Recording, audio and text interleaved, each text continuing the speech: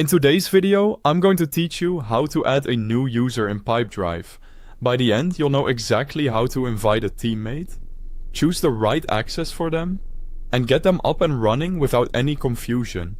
Start by opening Pipedrive and heading to your profile icon in the top right corner of the screen. Click that icon, then select Company Settings.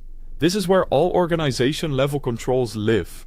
If you don't see company settings, you may not have the required admin rights, so check with an account administrator before continuing.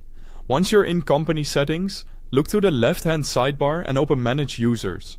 This area is your hub for adding people, assigning roles, and keeping an eye on who has access to what. It's designed to make scaling your team simple and secure. Next, click the Add User button in the top right. This opens a clean form that lets you invite someone in just a few clicks. Keep an eye on this area for any prompts related to seat availability or permissions, as your account setup may affect what you can add.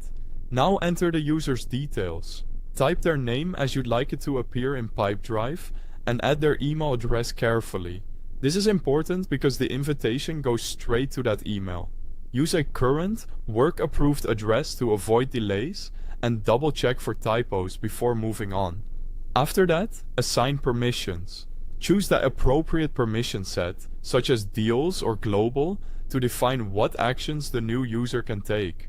Think of permission sets as the guardrails for their daily work, what they can add, edit, delete, or export.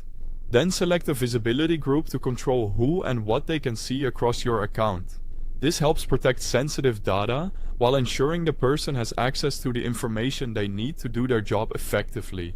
If you're unsure, match their role to an existing teammate's setup for consistency. When everything looks good, click Send Invite. Pipedrive will email the person right away. You may see their status marked as pending until they accept. On their side, the user will open the email, click the invitation link, and either create their account or log in if they've used Pipedrive before. Once they complete that step, they're officially added to your Pipedrive account and ready to collaborate.